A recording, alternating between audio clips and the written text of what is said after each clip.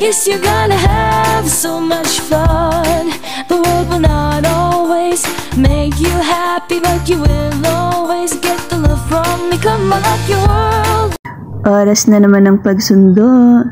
Magandang tanghali to all the people out there. Nice.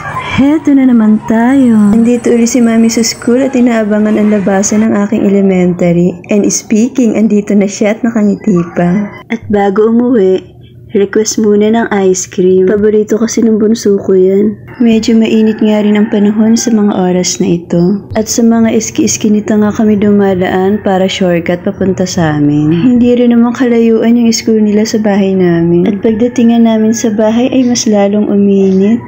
Yan nga at ang taas ng sikat ng araw. Pag ganito nga ang panahon, mainit rin dito sa loob ng bahay namin, lalo na rito sa taas dahil wala pang ang kesame. At dahil nga sa init, natuyo na rin yung lupa sa bakuran ko, kaya makakapagwalis na rin ako. At heto nga nakatulog si Bunso pagka-uwi namin. Pinatutulog ko din talaga siya pagdadating galing school at pagkatapos kumain. Pagising na lang niya ginagawa yung mga homework niya. At dahil tuyo na nga ang lupa, hindi ko na ipinagpabukas pa dahil baka biglang umulan na naman. Heto nga at inumpisahan ko na ang pagwawalis ng mga laglag na tuyong dahon. At dahil matagal nga bago nakapagwalis, kaya marami-rami na rin tong kalat na wawalisin ko. Timelapse ko na nga lang sa cellphone ko ng 3.5 speed para mabilis matapos yung oras. Sana all kahit in real life, pwede mong i-timelapse yung mga gawain para madaling matapos. Heto nga at medyo makapal-kapal na rin tong kalat ng mga tuyong dahon. 2 buwan man akong hindi nakapagwalis dahil inaantay ko ngang matuyo ng tuluyan yung lupa. At habang nagwawalis nga ako, nagtatataho itong alaga ko. Heto, tagad ko mang pinuntahan kung sino yung tinatahulan. At tamang-tama naman sa paglilinis ko ng bakuran, may mga dumating naman na mag-clean up drive galing barangay. Yan nga at pati mga iskinita ay pinapasok nila para linisan. Paano kaya mag-join dito?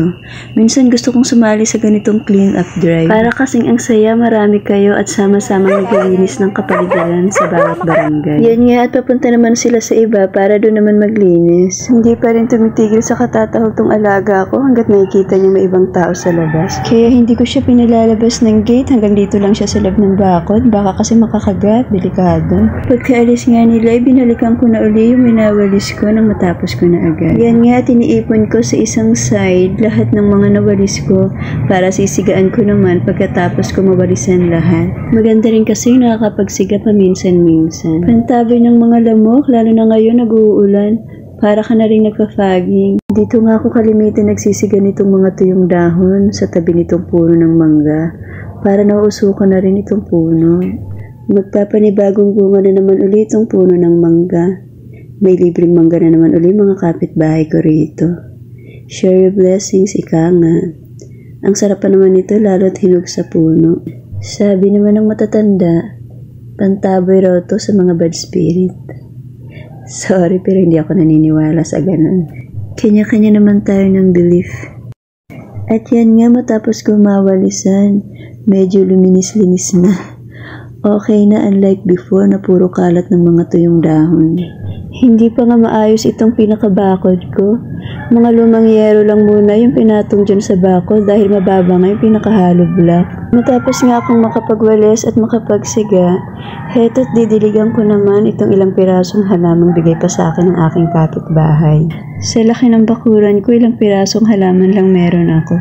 Samantalang mga kapitbahay ko, kahit maliit lang yung pwesto nila, puro halaman makikita mo sa tapat ng pinto nila. Pero mahilig rin naman ako sa mga halaman, kaya nga lang sa ngayon hindi ko pa pinaprioritize magparami niyan. Yan, fresh na rin sila. Thanks again for watching.